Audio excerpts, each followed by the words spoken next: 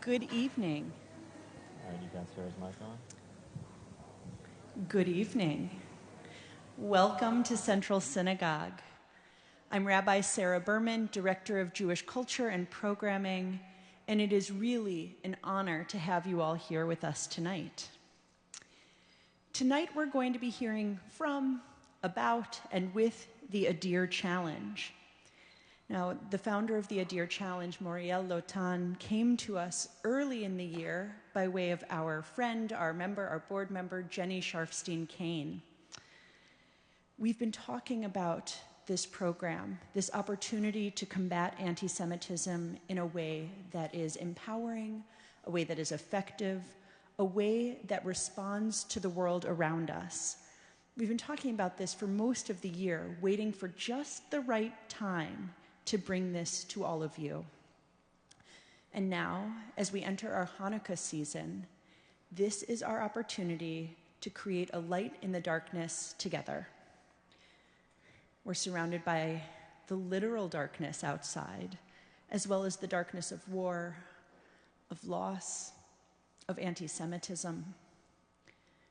And here we gather in the light of this space, the light of this creative approach, the light of innovation, both Moriel's and that of the teams who will be hearing from tonight, the light of wisdom of our judges, including our central member, Jenny Sharfstein-Kane, and the wisdom that you carry with you, through which we will be granting a $10,000 prize to one of the teams this evening.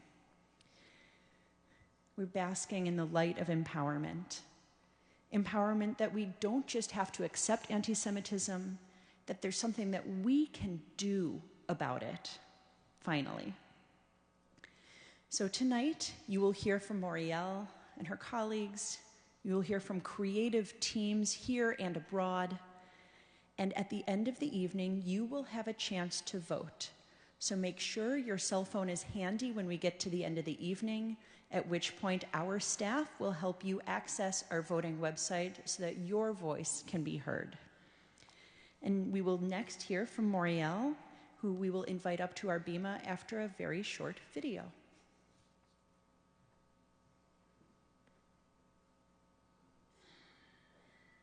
23-year-old Israeli-American Adir Masika. His family says he died a hero, protecting the people that he loved that were with him. Adir was at the festival with his girlfriend and other close friends, and when they heard the rocket sirens, they ran. They drove to a nearby bomb shelter. Then Adir and one of his friends, in realizing that Hamas terrorists were attacking those who were sheltering, they told the others to hide and stay behind, and went out unarmed to charge the gunmen. They were killed. Some of their friends survived, rescued hours later by Israeli forces. Adir and I connected a lot around technology and innovation, and he wanted to do something with his life that involved like figuring out how to solve big problems and making the world a better place, because that's who he was. And his legacy may do just that. And that's the goal of a new initiative called the Adir Challenge. The Adir Challenge. The Adir Challenge. The Adir Challenge. We're in a black and white moment, and we are in a moment of positioning ourselves on right versus wrong. If new tech can be used to promote anti-Semitism, surely it can also be used to fight it. The mission is to innovate the combat of anti-Semitism and hate. It was clear that we are at a lag, and we needed something at scale, and we needed something that the Jewish mind is excellent at. It's an automated system which finds anti-Semitic Twitter posts online using AI. Building community-centric technology. A platform to streamline reporting process for anti-Semitic and hate crime activities on college campuses and in the world. Adir team, the Adir Foundation, has been so supportive over the past few months. We are grateful for the Adir Challenge because we know we cannot do it alone. We're part of the first ever Israeli-American entrepreneurship course. We understand that we can be part of the change. Yay! And my hope is that the challenge will go on and be a real-life lab that iterates and scales to play offense and ultimately to win. You are already making a difference, and I'm congratulating you on this, and together we can make something great. I think it's fair to say that the status quo of our society is fundamentally failing the Jewish community. And now more than ever, we need disruptors and innovators who are willing to challenge the status quo, who are willing to stand up to anti-Semitism.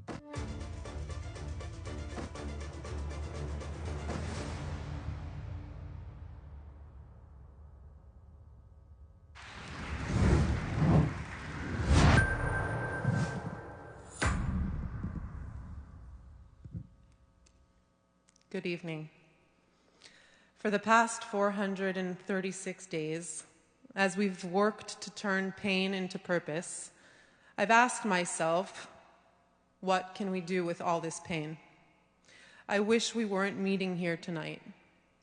I wish life hadn't been shattered on October 10th, when we learned my nephew, Adir Mesika, had been murdered by Hamas at the Nova Music Festival. These are the cards we've been dealt. While Adir was the catalyst for this foundation and a significant part of my why, the alarming speed of anti-Semitism's resurgence, coupled with the realization that we are fighting with a slingshot while the enemy employs technologically advanced weapons, that adds a deeply sinister element to this fight. And still the question remains, how do we respond? I am not a psychologist like my sister Shiri, Adir's mother, who is channeling her unimaginable pain into healing soldiers through surf therapy. I am not a jeweler like my brother-in-law Alon. They're both sitting in the room tonight, who has now donated over 155 engagement rings to soldiers, building Jewish lives in Israel as an act of resilience and hope. I am an entrepreneur. My work focuses on identifying problems, uncovering gaps, and creating pathways to solve complex challenges. In part, my career has been shaped by studying international security, strategic surprises, and intelligence failures. Strategic surprises occur when we fail to adapt, leading to long-term harm. Intelligence failures happen when we miss key signals, fail to ask the right questions, and are caught unprepared. Sound familiar? I don't know about you, but after October 7th, I realized we were witnessing not one, but two failures, not only in Israel, but here at home in the United States. While the world focused on Israel's intelligence breakdown, we saw a parallel failure on US college campuses and in our society. For decades, the signals were there. Our enemies were building a deliberate, tech-driven campaign to spread hate at scale. Yet we were unprepared, outnumbered, underfunded, and late to the arena. So what do we do now? How do we turn this pain into purpose? At the Adir Challenge Foundation, we believe the answer lies in tech-driven innovation to combat anti-Semitism and hate. We source, incubate, and develop solutions and support the teams that lead this mission. Innovation is the creation of new ideas, methods, and tools to solve unmet needs. Combating anti-Semitism requires nothing less. This isn't just a Jewish issue. Anti-Semitism is a national and international security issue, one that demands the attention of anyone who values life and civilization. At Adir, we draw on the private sector, technology, and a startup mindset to design short and long-term solutions. Like a startup, we move fast, iterate quickly, fail forward, and scale what works. Tonight, we are proud to show you some of what we've built. Adir is intentionally lean to remain agile, a fighter jet, complementing the larger aircraft carriers of the Jewish world. We don't compete with these organizations. We complement them and fill the gaps that they cannot address. I'll be honest, we don't have all the answers. Don't believe anyone that says they do. Yet.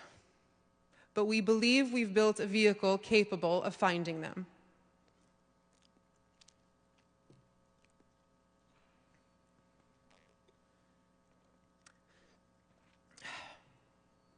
This evening is deeply personal. I am honored to have Adir's parents, my sister Shiri, and my brother-in-law Alon with us.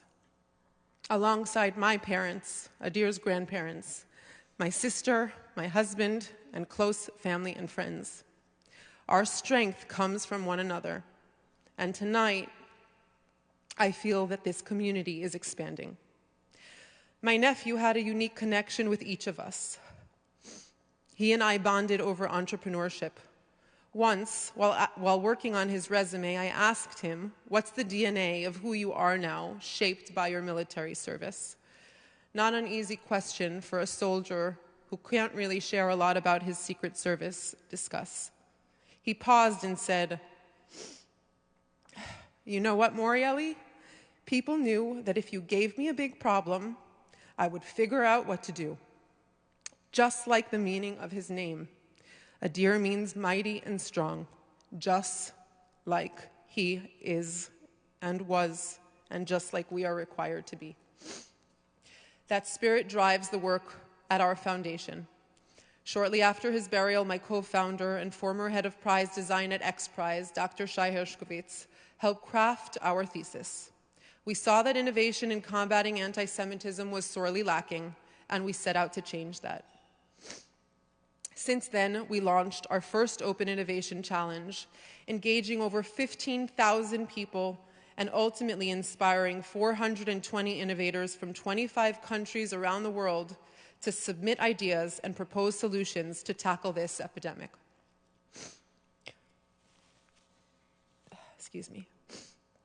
We've awarded grants and provided mentorship to teams working on deep tech solutions, including machine learning and legal technologies that analyze freedom of speech laws to identify and prosecute cases of incitement to violence.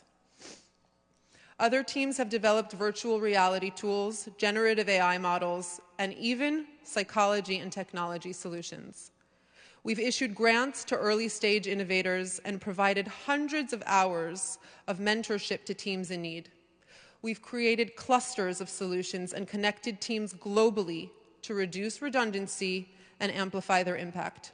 Recently, we've even completed a pilot entrepreneurship course offered free of charge to college students in the US, alongside Israeli students in Israel, and Ivy League universities are now joining our efforts.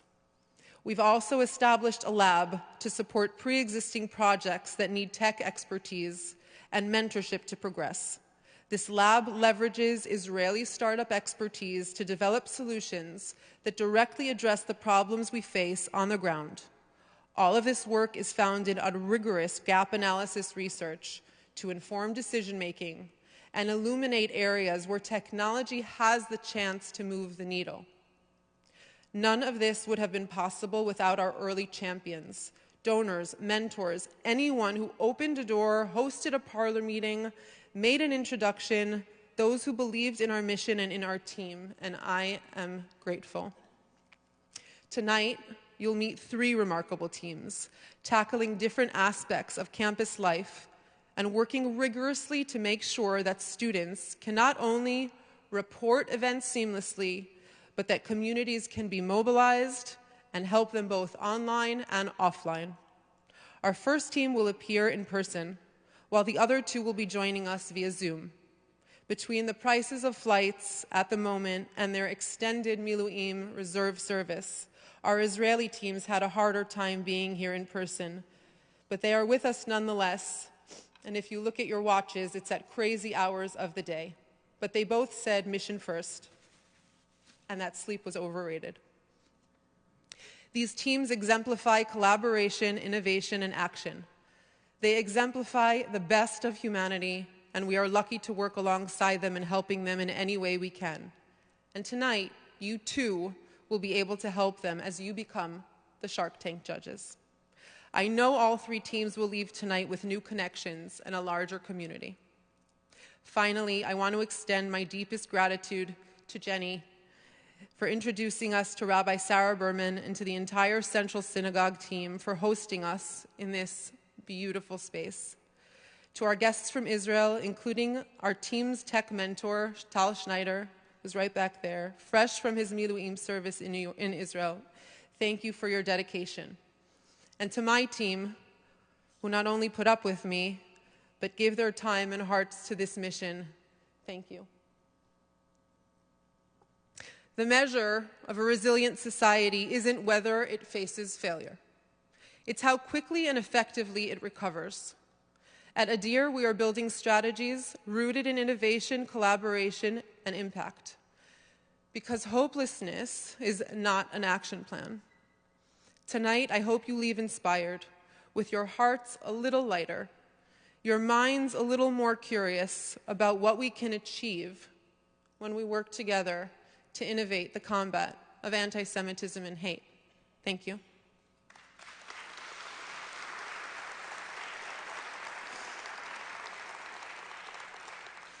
And now I am thrilled to introduce you to our guest speaker and one of the Adir judges, who is a distinguished expert in counterterrorism, radicalization, anti-Semitism, and global far-right extremism.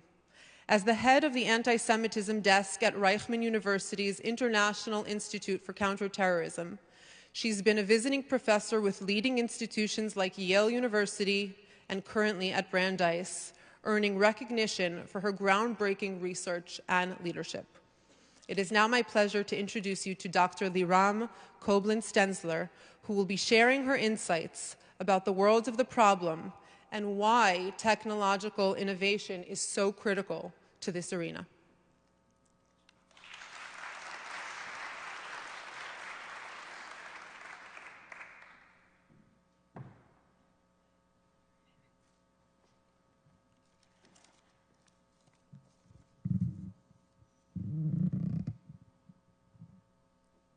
Perfect. Thank you. Good evening, everyone. And thank you, really, Moriel, for giving me this platform, this place. Really, it's incredible to stand here in front of people that really believe in the way we do, in combating anti-Semitism through technology. Thank you. So I would like to start with a short story. October 8th, last year, just a day after the barbaric terror attack launched by Hamas, I was standing in front of my class at Yale University, teaching a seminar on anti-Semitism and terrorism. The topic on my syllabus that day was the Holocaust. I remember sitting at my desk asking myself, how do I face these students, knowing only one of them is Jewish, and explain what happened on October 7? How do I describe this horrific attack in a way that helps them understand the gravity of the moment while ensuring my words do not lead to complaints or misunderstanding with the university? Next slide, please. So when I arrived to campus, I saw the hatred did not wait. It never does. Graffiti, Free Palestine, and the Star of David crossed out. These symbols marked what was about to come, even before it truly unfolded. I remind you, this was the day after the attack, before Israel invaded to Gaza Strip in its war against Hamas. At that moment, the world, even if not university campuses, still felt united in solidarity with Israel, mourning alongside us. For a brief moment, it felt as though the global community really understood their pain. But then, as Israel did what any nation would, defend its citizens by declaring war on Hamas, the narrative shifted. Suddenly, we became the aggressors in the court of public opinion. But it didn't surprise me. As a counterterrorism researcher, I've spent years monitoring online platforms, including alternative platforms and the dark web, to understand how extremism festers and spreads. What I've observed since October 7 is deeply alarming. Emerging of far-right and far-left ideologies. These ideologies may have different goals, but they share a common thread of hatred. One, the far right, the hatred is classic anti-Semitism, rooted in racist ideology, and the belief the Jews are an internal enemy. The far left does not hate Jews per se, but despise Zionism, viewing Israel as the ultimate oppressor. This merging of ideologies is dangerous and is clearly reflected in online spaces. You can move the next slide. So here, for example, we can see a board of white supremacy activists. At the first post, it's written, but I'm supposed, you see, to feel bad when you see what they do. And at the bottom of the same post, they talk about the fact they stand with Palestine and they want to see total kaik death. And you know what kaik means, I guess. You can even see suggestion for a new social media avatar that combines the Palestinian flag with the swastika.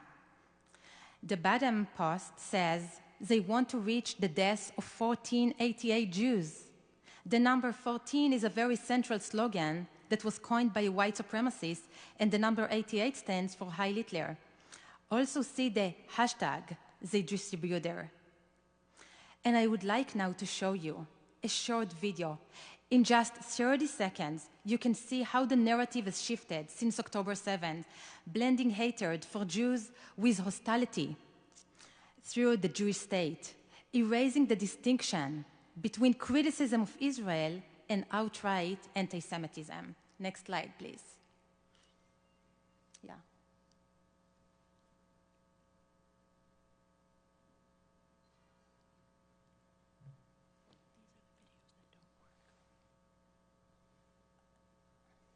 Okay, apparently the video do not work, I'm sorry. So I can't show you. But what I wanted to show you is that they're stepping on Israeli flag while shouting death to the Jewish. So that's the problem here. We see the blend of ideology. And the statistic paint is even show us a grimmer picture. From October to December 2023, anti-Semitic discourse on social media surged by more than 200%. Violent content rose dramatically by more than 1,000%. Next slide, please. Extremists explode the capabilities of video game platforms like Odyssey and DLive to interact with young users. They spread their message of hate against Jewish people. And you can see here, right, what they are writing. There is an option to expel the Jews from your land. That's part of a video game. That's what they do. Not also, but they understand that people are after them. Security agencies are monitoring them. So they continually adjust their tactic using coded language, intentionally misspelling words, as you can see here. Next slide, please. Or using video game terminology to plain a text and evade dictation by security agencies, right? So you can see here they're talking about the Zog, the Zionist-occupied government. That's really good. That's the highest and most noble virtue. So you can see what they want to achieve. Next slide, please.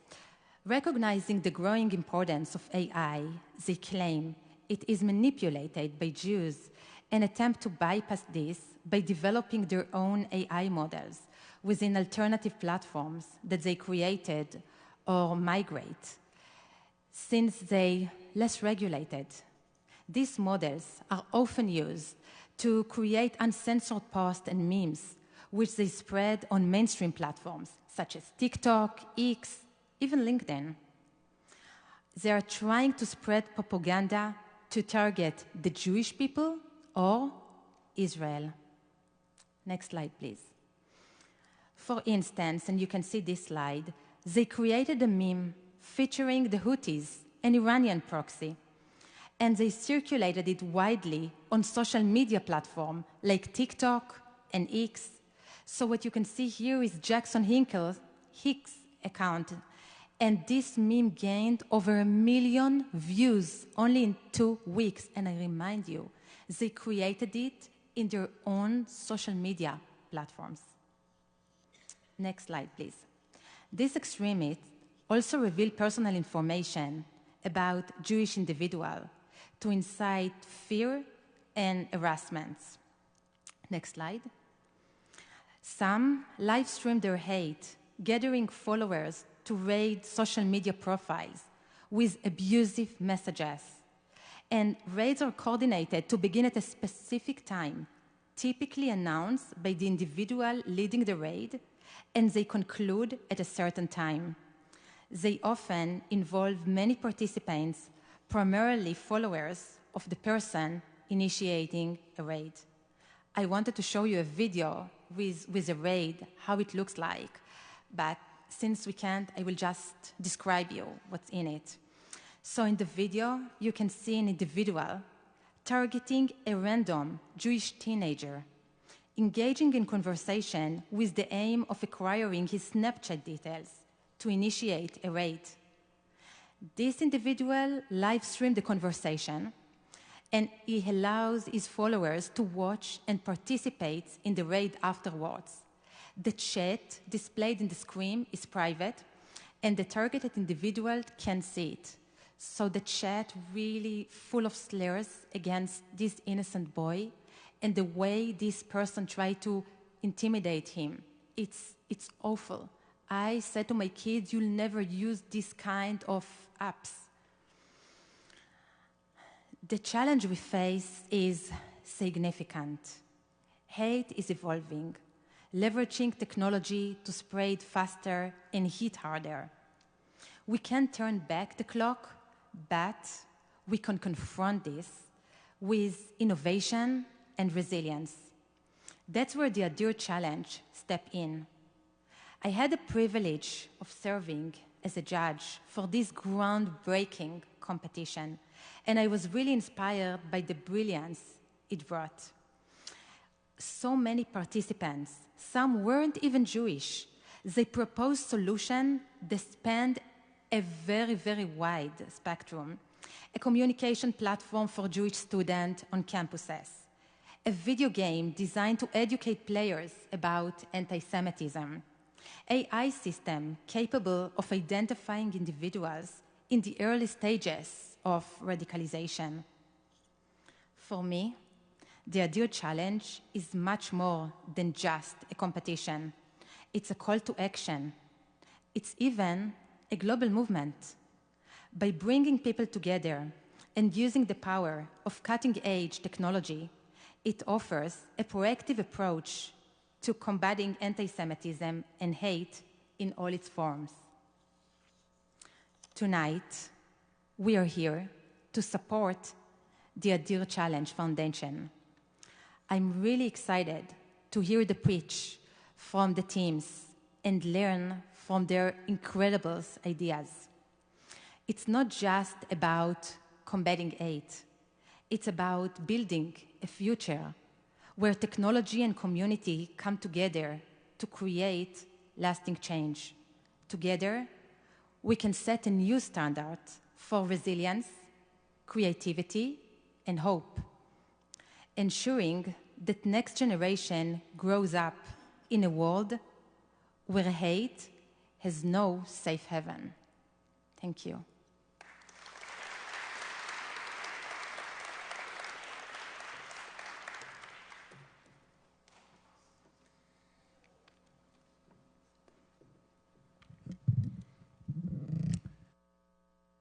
Hi, everyone.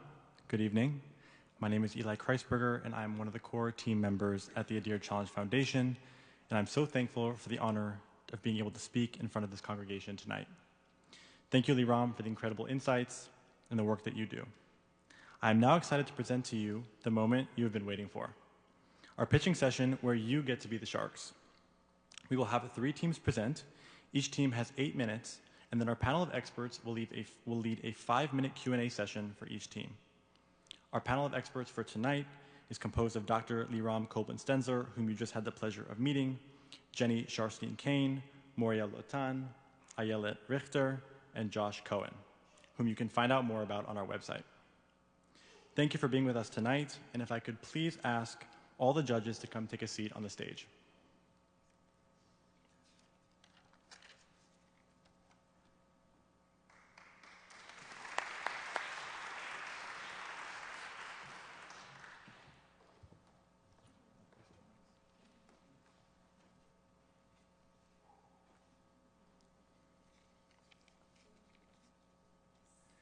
If I could now welcome to the stage Reportify, our first team of the evening.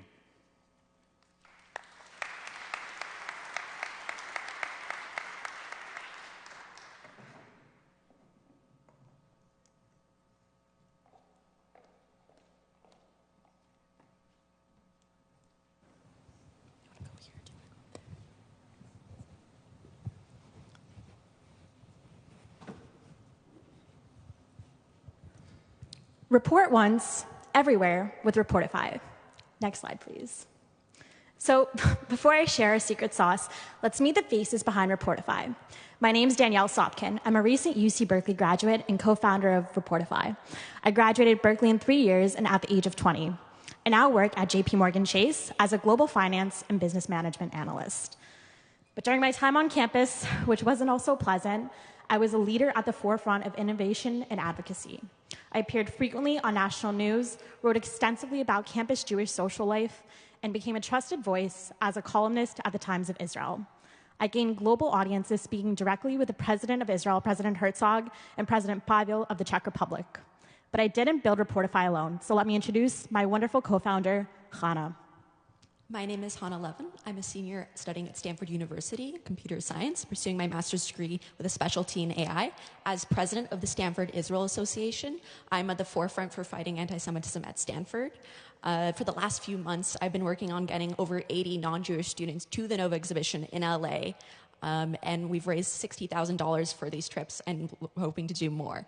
And so for us, for the last 4 years, we keep on seeing people come onto campus and saying, we know what we're doing this time. And it's always people, with all due respect, that have not been in college for decades. Next slide, please. So the problem we found is twofold. The first is that there's overwhelming procedural complexity in reporting. And the second is that repetitive tasks lead to student burnout. Next slide. So imagine you experience an incident on campus and you're bounced around from portal to portal to portal just to end up exactly where you started with no follow-up and no resolution. There's overwhelming complexity in all of this with scattered resources and no clear guidance, with most students simply not reporting at all. Next slide. Now, during my time on campus as the president of Bears for Israel, I've had the pleasure or displeasure of becoming far too familiar with our reporting portal. In fact, I once submitted over 350 student incidents for students on campus that experienced the rise of anti-Semitism post-October 7th. 350 incidents. Now think about that. You'd imagine that number would trigger at least some sort of response. And you know what we got? Not a single email, not a single follow-up, not a single shred of accountability. Nothing. And that's not a new story. That's not specific to UC Berkeley. The system is broken, and let's go to the next slide, please. Let's read this last part all together. And it reads, the submission of this form on its own does not constitute a formal complaint. So imagine students coming to me on campus, pouring their time, energy, and trust into a system that leaves them completely isolated and vulnerable. Next slide, please. And so the system is, by design, meant to fail students from the start. But Danielle, why is it that way? Why aren't there other Jewish organizations doing this? Now imagine, you just submitted one report to your university, and it took, 45 minutes? And now you have to report somewhere else. And from the student perspective, I have 2 problem sets due tomorrow, a midterm, everything I have to do for my student organizations and clubs, and you're telling me that on top of that, I have to report to 5, 6 other portals? For students, it just doesn't make sense. The problem of reporting is that it fails to make sense to students. Next slide, please. So what we've seen is that schools have a monopoly over reporting. They go with power unchecked, and there's no oversight. And so only 20% of reports go to the ADL and solutions like the ADL. And so if the ADL, our greatest ally in fighting anti-Semitism while universities are putting cases under the rug, isn't aware of what's happening, how can they be keeping universities accountable? Next slide, please. And so what we're seeing is the last 4 years is that the current reporting solutions fail the cost-benefit analysis for students. There's so much work and they don't get anything out of it. Next slide, please. And so what we're seeing is that nearly 80% of students know how to report but choose not to. Next slide, please. And this is the underreporting cycle. It starts with students navigating complex levels of bureaucracy, with most students giving up before they even start. Now, for those who persist, they're met with no tangible outcomes, no actions, no results. So obviously, they lose trust in the system, turning to peers rather than authority, and that ultimately ensues burnout. Students don't want to report, and every time they think of reporting, they decide not to. And because of this, we're seeing the disgusting normalization of anti-Semitism with the mindset that this is just how things are. And ultimately, there's no institutional accountability. Because rules are rules, it seems, except when applied to Jewish students. Next slide, please. Now, cue Reportify. Reportify is a streamlined process of reporting incidents on campus, tracking the responses, and keeping institutions accountable. Next slide, please. So how does it work? Our solution is the perfect triangulation of automation, accountability, and everything that students are missing on campus. It provides easy incident capture, multi-portal compatibility, and dashboard connectivity. But let's dive into it more. Next slide. So whether the student wants to write up what happened or dictate the incident, the platform will use generative AI to generate a summarized report. And so then that is now evaluated automatically by the system, looking at local policies, state laws, and seeing what laws were potentially broken and potentially flagging a lawyer if need be. And then based on that, all the student has to do is click, and it's all of a sudden it's auto-populated in the portal. And reporting doesn't stop there. You know, the solution is accountability. And so for that, our future versions of our platform will have accountability, tracking the tickets, making sure we know when to follow up. Next slide, please. So here's a really quick overview of the demo. As you can see, you can just quickly fill in the basic details of what happened. Next slide, please. And it will automatically auto-populate the portal. Next slide, please. And so what we're seeing is that all of our competitors, they are addressing individual problems within the cycle of underreporting that we mentioned. Versus Reportify, we address cross-platform reporting, legal support, track the progress of the tickets, and we use AI scaling together. Next slide, please. And obviously, none of this would have been possible without Adir's support, uniting us with mentorship, guidance, and expertise. And a big shout out to our mentor, Tal, who flew in from Israel to be here today. But it doesn't stop here, and we need your support too. Next slide, please. So after launching at 10 universities, we're hoping to expand, iterate, and go to 25 additional universities, but it doesn't stop there. Reportify is going to expand to other hate crime reporting spaces, as well as integrating within HR systems. Reportify embeds itself within bureaucratic systems and keeps it accountable. Next slide, please.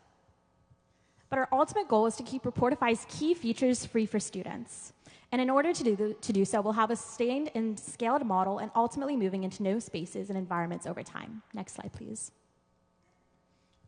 And to do that, to scale Reportify, we need to hire software engineers, cloud computing, cloud storage, as well as LLM API calls.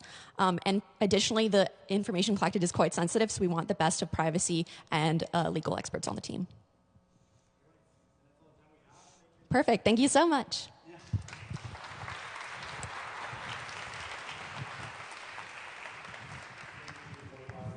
We'll now open up to the judges for questions. If you guys could stay on stage for a sec. Yeah, no worries.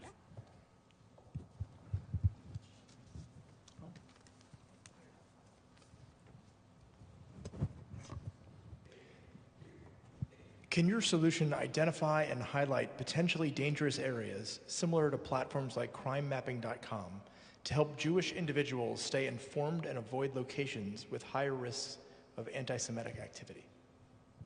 So during my time on campus, I also worked as a data scientist for an organization called Jewish on Campus, and we try to do a very similar model. So basically identify days that are more prone to, let's just say, dangerous activities on campus specifically for Jewish students, and this was drawing from social media, from platforms like Twitter/X, and also just what was going on geospatially in the world, per se. So within our solution, we're also integrating with a similar model of actually understanding day-to-day what's going on. And since we're using Gen AI, we're also scaling our model with each iterative submission. So it's learning on its own, and that's something that we're hoping to expand over time. Can you clarify how your solution is superior to what ADL are using today as a reporting system? Yeah, as you saw, the ADL, it's still a lot of work, and it's not just that. You submit it, and oftentimes you don't know what happened to it. There's so many times I've submitted something, never heard anything back. There's no one united platform that, as I mentioned, addresses all of those problems within that cycle of underreporting. There's the burnout, there's making sure what actually happened. We're using AI to actually scale this to make it possible that every single incident can be addressed and we know where it went. Not just, oh, I sent it and maybe something might happen. There needs to be accountability. Reporting is the first step, but for true accountability, we need to track the ticket, as I mentioned. And also just to add on very quickly, the key feature of Reportify is that it stores your incident.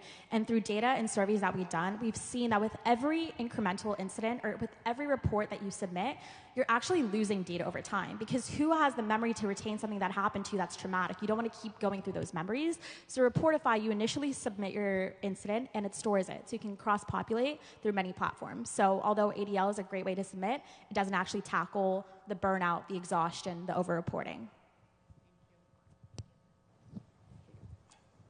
Actually have a few more minutes for questions for you guys, so I'm going to be asking you some questions that the community submitted. How does your system know if the incident is real or not? Sorry, can you repeat that? If the incident is real or not. So because we're using a lot of security features, whenever you're setting up your account, you're going through dual authorization, you're setting up credentials, student emails. It's a very thorough process. So not just anyone can get onto the platform. You need to have a .edu email, which is certified through basically any university.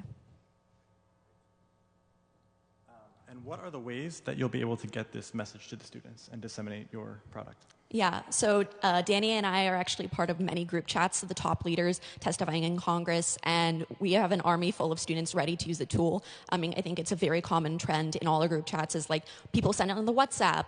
It goes somewhere, but there's no tracking part of it. So we have many students who are looking for a tool to make sure there's accountability, and so we have 100 students ready for that. We've also had the pleasure to be a part of many different fellowships and programs throughout our 4 years or 3 years on college.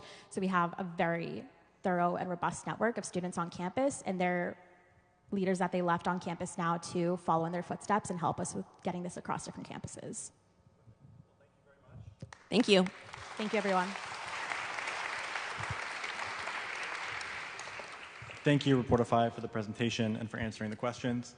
We will now welcome to the stage our second team presenting tonight, OC7, who will be joining us via Zoom from Israel. Hi, good evening, everyone, and thanks for having me.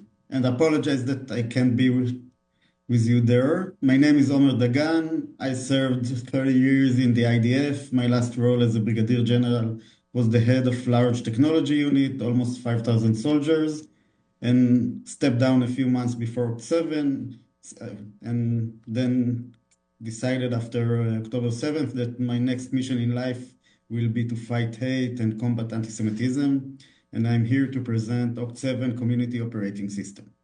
Next, please. So as Moriel mentioned, we're losing the fight over public opinion. Next, please. And why we're losing? Next, please. Because public opinion is not just, but it's also a numbers game, and we are outnumbered, and we need to find a solution to deal with it. Next, please. And we can take one example, although we had so many, and before the IDF started maneuver in Rafah, the other side kind of prepared with a huge campaign, All Eyes on Rafah, and when the IDF started, they kind of moved it all around the world in a few hours, with their technology and numbers of people and all the preparation they did before and for many years, even before. Next, please. And we need to find a way to beat this. Next, please. And as I mentioned, we're outnumbered, but we know from our past, from the 6 Days War and many other occasions in the Jewish history that we can beat the other side even if we are outnumbered. Next, please. And the thing that we think that going to work and actually is starting to work lastly is the combination between people. We do have our people and a great people and a very good and high-end technology using AI, generative AI, to do all of it in some coordinated way. So we take our outnumbered people, but with high-end technology, we can coordinate to a very effective effort and make a huge impact. Next, please. And we think that the most effective way to coordinate people is, next please, communities. And the Jewish people knows how to work in communities. You are in community right now in a synagogue, and we have communities in synagogues, in the universities, in our towns, in our cities, in all around the world. And this is our, I would say, secret sauce of the Jewish people, communities. Next, please.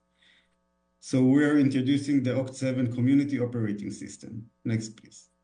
And what we are offering is first, a back office platform for community leaders to manage their community, to understand what is happening around them and in social media, and then transform it into campaigns. And the campaigns is basically call to actions to people to do things in social media and not just in social media. I can ask people to send an email, call a lawmaker, attend a rally, whatever. I want people to do things we're asking them to do in some coordinated way. Next, please. And the members, the participants, will have a very easy mobile app.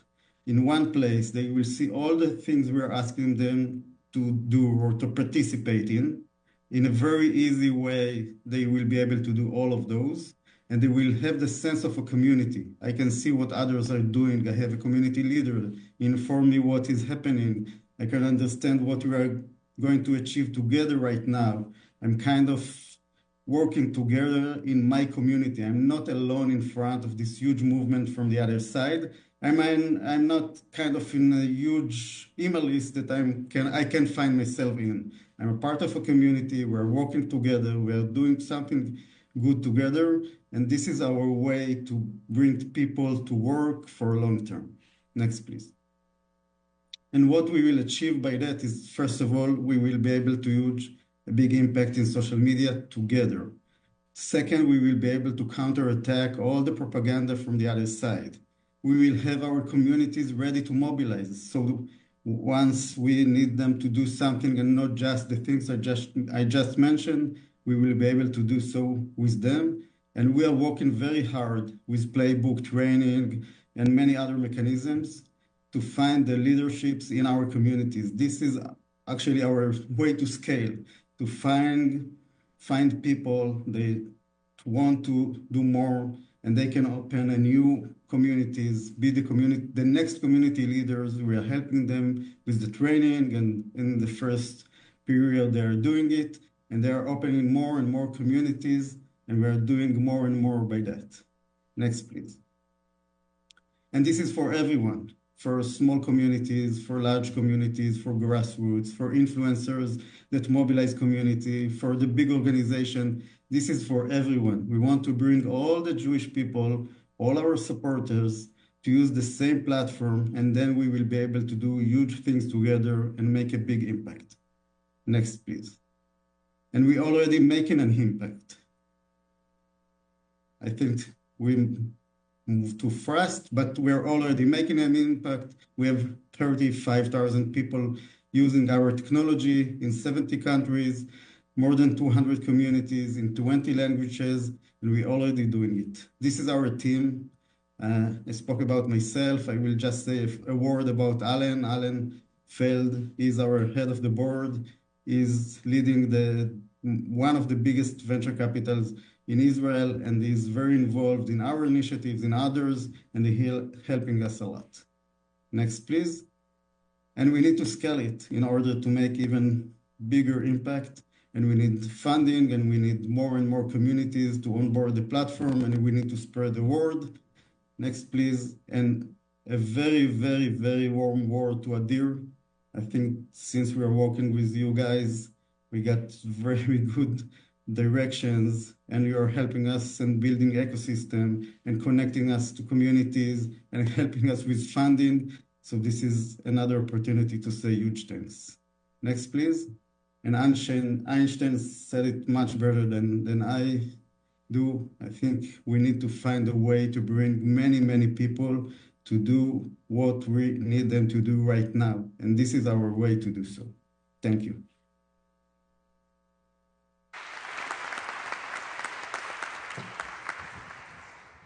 Thank you, Oct 7. I'll now open up for questions to the judges. Here we go. Clearly, we are outnumbered, and the other side has technology which is controlling the narrative. In what ways is October 7th part of shifting the narrative at scale? So as I mentioned, we think that, first of all, we need to bring more people to the platform because we have many people that are not doing enough or not doing anything at all right now. Once we will have enough people, communities, organizations, we are working on the coordination between them. And then we won't see very small initiatives in social media. We will see one big impact in social media that we are going to do together. And this is our way to be the other side. They're doing a lot. They're doing it good, unfortunately. But we think that with our people, communities, the technology, leveraging AI, generative AI, with many mechanisms and tools to help us to be much more efficient, we can beat them. Can you walk us through how the money you will raise will drive impact and how you plan to measure that impact?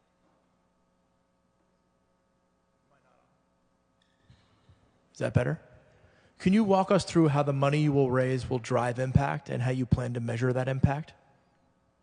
Yes, first of all, we're kind of putting the money in two things. First of all is developing the platform, and we have a few talents from Israel. Some of them served under my command in the IDF, and they're brilliant. And second, we have a team of community experts who help communities, organizations, influencers to onboard the platform, build their communities, manage it, and so on. And the impact we're measuring it in two ways. One of them is what we're doing, how many call to actions people are really doing. And this is one thing that we can do in the platform, and we can do when we send people tasks in Telegram and WhatsApp and emails. We don't understand what we're really doing, and we are not doing it together. And second, we're really focusing on measuring the impact in social media, not just what we did, but what is the impact that we're really doing.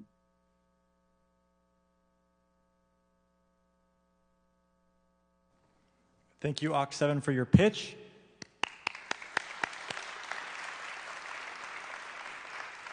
Thank you. I will now welcome SOT's Support on the Spot to the stage, our third and final team of the evening, who will be joining us again from Israel via Zoom. Hello, everyone. I feel very privileged to be here.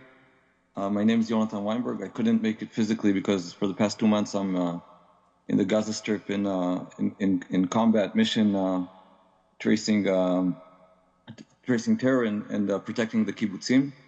I had overcalled 250 days of military of Miluim in the past year. Despite the distance and the different challenges, our struggles are much closer than it seems. Today, Jews all over the world have a shared reality. We have intrusive thoughts born from the difficult circumstances of October 7th. When my young daughter is afraid of missiles, and a friend with his child is walking on the street in Boston and seeing a swastika on the road, we both feel lonely, we both feel helplessness, and we need support. I want to share a personal story. After months in Jenin, it was about 10 months ago, months of combat in Jenin, I had it very hard to get back to life. I work as my work is building support communities around life disrupting illnesses and challenges. In the past year, we were working in the Otef with kibbutzim, but I had nightmares. I had it very hard to get back to life, but it wasn't bad enough to go seek therapy. It just didn't feel right to seek therapy. I called my friend and my partner, tech leader and psychologist Pavel. He was a good listening ear. I called Yara Yeshurun, which leads the issue of mental health challenges and guiding parents, and she helped me focus. She helped me feel safe. She asked me all kinds of questions to help me feel safe. She taught me how to breathe, and that was enough to regain control and to get back to day-to-day life. And what we understood there, we had some talks after that. We understood that people are going through hard waves, hard challenges. What they need support on the spot. They need mental support on the spot that will be there for them. So we called our initiative SOTS. It's a gaming of intrusive thoughts. It brings in the SOS element inside it. And that's the question and the challenge we're trying to answer.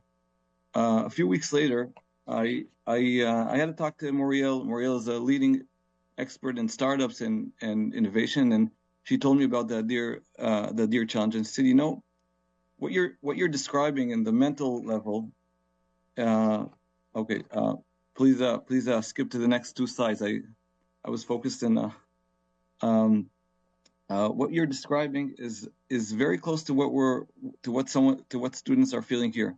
And I had some talks with family in Toronto, in Cleveland, and people say, we do feel lonely, we do feel helplessness, and we know that the research is that when someone is lonely and helpless, that's the biggest indicator for a rising of a trauma and for not being able to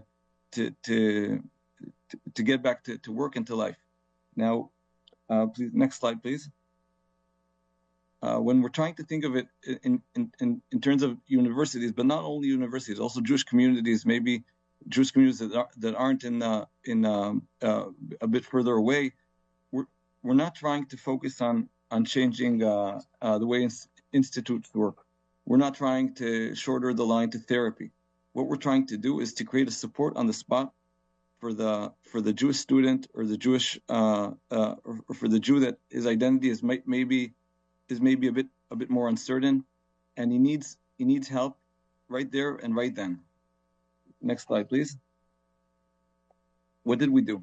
We developed a platform. It's already developed. It's developed on a wearable, but it doesn't have to be on a wearable. It could connect to any smartwatch or to any phone. We created an app that's activated by blood pressure, by pulse, or by just pressing a call. I walk on the road, I see a swastika. My lectures compares between the Holocaust. It says the Holocaust is happening today and it's happening in Israel, and I'm the only Jewish student in class. And I feel intimidated. I feel alone, and then I press the button. Two things happen. The first thing is that there's a call to the circles of support, to all the people that are on the platform. Soon I'll answer how they connect to the platform, and they get a message that invites them to help me, to send me a message, also sometimes crafted by AI to send the right message to support me. But until they support me, the app helps me focus, helps me get the right insights, because sometimes what we need the right message at the right time that helps us focus, and we could do that today with AI and technology. So these two things help us gain the control in those 2 to 5 crucial minutes. And once we have that, and we don't feel alone, that's the entry to moving from shame and blame in my identity to being part of a stronger community. Next slide, please. What we're trying to do is really to create a kind of a revolution. We're trying to walk from the personal level, from the shame and the blame. I'm talking. You're sitting in a synagogue, this combines also Hanukkah and Purim, that the idea of someone that's ashamed of his identity, and the only thing that we know that helps more than everything is bringing people together, regaining the pride, and then going out to the public sphere. Okay, that's the most important side of what we're trying to do, and this goes from the mental challenges that we know that happen with the loneliness and helplessness until the combining and getting together with the community. And the AI is a very important role, because the AI that comes together with friendship, with someone that knows the right word to say and not the wrong word to say at the right time, the AI could help me be a better friend. Okay. Next slide, please. What do we want to do?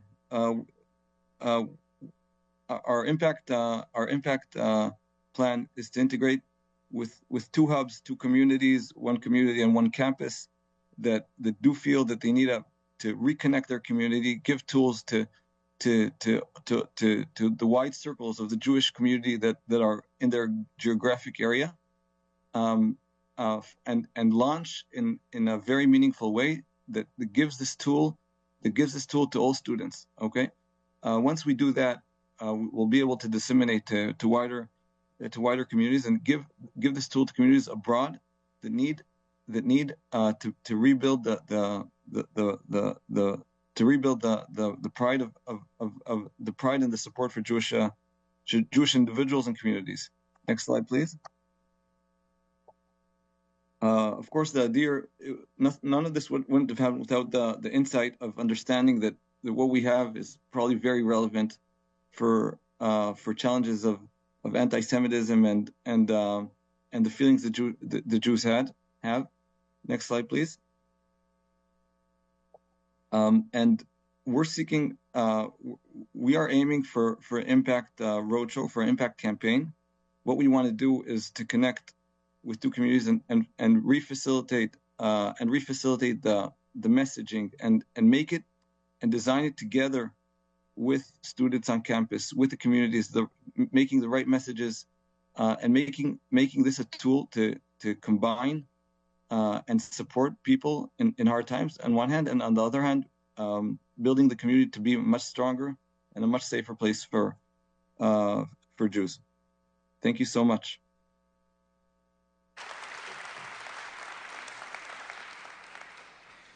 Thank you very much. Support on the spot, and the floor is now open to questioning from the judges. I'll go first, yeah. As part of your effort, are you trying to bring on board not only Jews who are a minority, but push forward for unity and collaboration with non-Jews?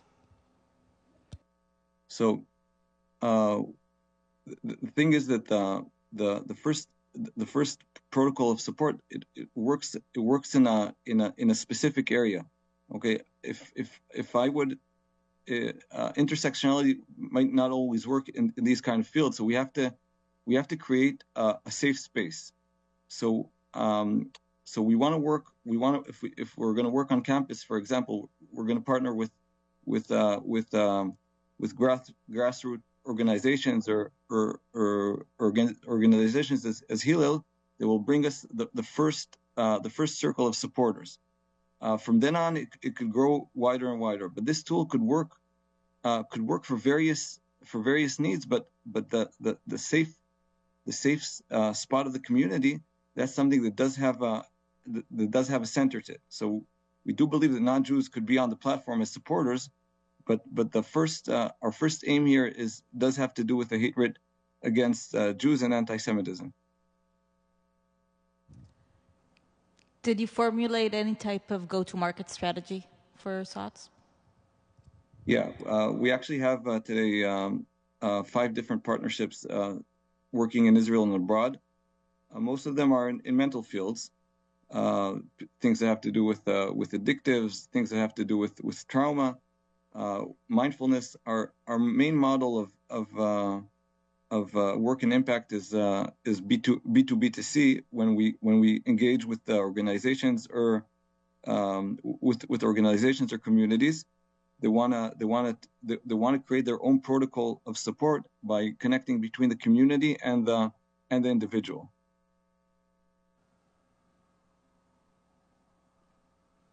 I'll say another word about that. The thing is that the community organization has trust. Okay, no one knows what SOTS is. No one knows.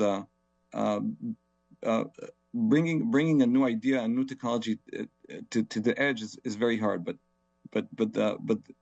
good Jewish organizations and communities have their reputation and have their audience, and once they use technology to make their community better and to make the connection, that's the way we want to work. So we see ourselves as white labels, as the creators of the language and of the way to work, and we help them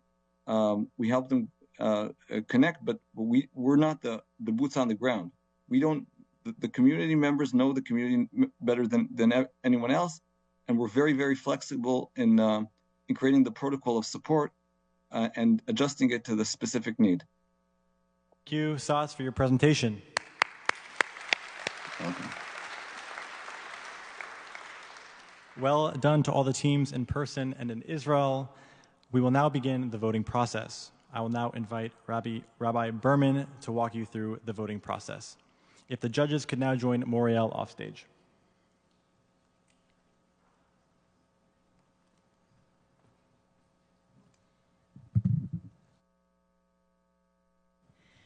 Well, this is the moment we've all been waiting for. After all of those incredible presentations and opportunities for us to really impact the world around us, it's now your turn to weigh in. I asked you to keep your cell phones close. We're going to ask you to go now to menti.com, MENTI.com. This website, a voting website, will allow you to enter the code that is specific to our event tonight, and then we'll take you through 6 questions that will help you evaluate what you've heard tonight. We're not asking just one question. The who do you think should get the money? That's the final question. But before that, we want your input on who has identified the problem clearly, who has named an innovative solution, other questions about what these teams may have done very well. Your feedback is going to help them improve their pitches and improve their product moving forward. So please take a moment. If you need some help, if you need any tech support, just raise your hand. We have staff members throughout the space who will be walking up and down the aisles who can help you connect to the websites.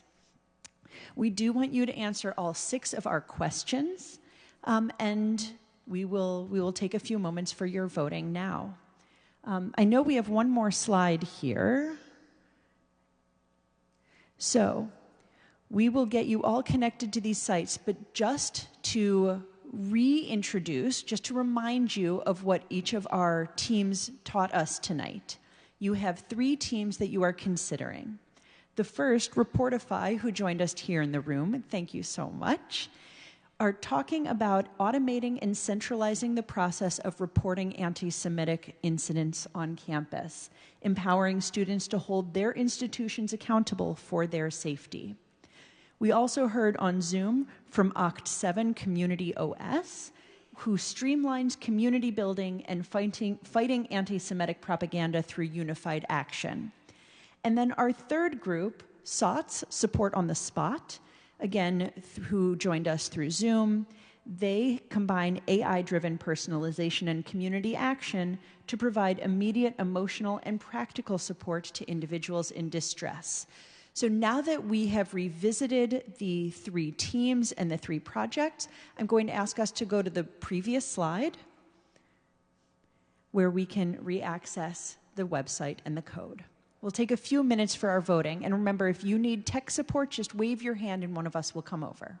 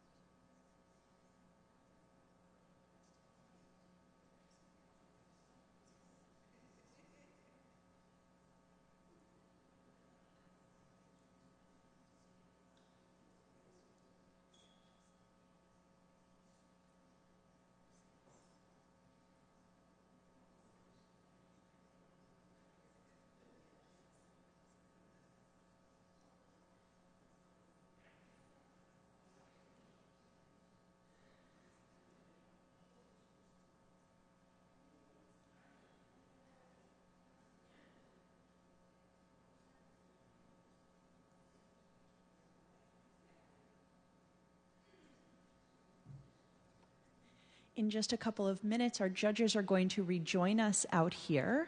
But again, if anybody needs any tech support, just wave your hand and we'll come to you.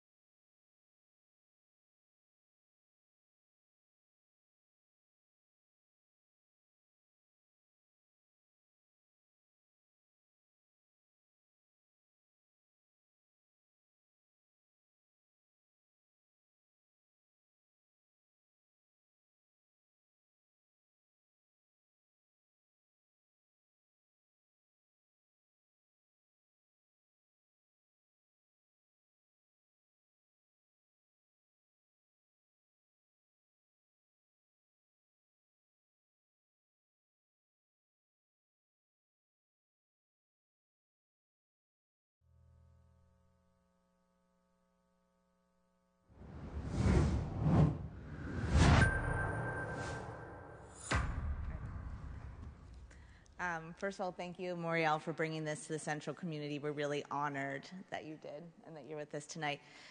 So I'm in charge, I guess, of telling who won. But first of all, I just want to note that all of the participants tonight through this platform are getting a lot of the support and the help. And we encourage everyone in the Central community and beyond that if you have ideas of ways to help the participants to let us know, and we will help make the connections.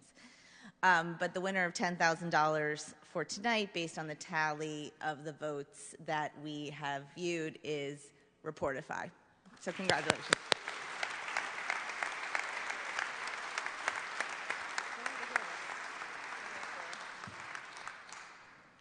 they? Congratulations. Okay. Well, this was an honor and a privilege to be here with you tonight. It's a snippet of what we're doing at the foundation. This is one cluster of technologies and innovations that are focused on college campuses. There are much deeper, more complicated technologies that if those are of interest to you and you might want to be involved, please speak to us. And then there are entrepreneurship courses, as I mentioned, and a whole many opportunities of ways to be involved. I want to say that I stopped everything I was doing and have been doing this 6 days a week for since last October. And in the beginning, it was very difficult to explain to people what innovating the combat of anti-Semitism meant. I hope that you leave here tonight understanding a little bit more about what it means. None of this would be possible without support from donors. It's completely funded by people like yourselves and organizations that get it. But money isn't the only way to be involved. Time, which also equals money, is another way. So if you have the time to mentor one of our teams, to mentor us, we're a startup that is obviously has many things and many ways to grow. We appreciate your time. We appreciate you spreading the word, hosting a parlor meeting. Anything that you feel you can do is welcomed. Thank you for being here with us tonight. We all appreciate it very much, and I look forward to speaking to you downstairs.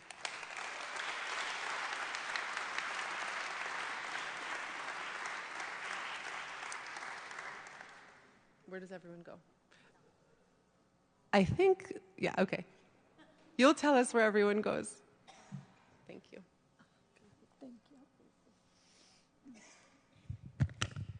Well, that was an extraordinary evening, and thank you so much for being part of it.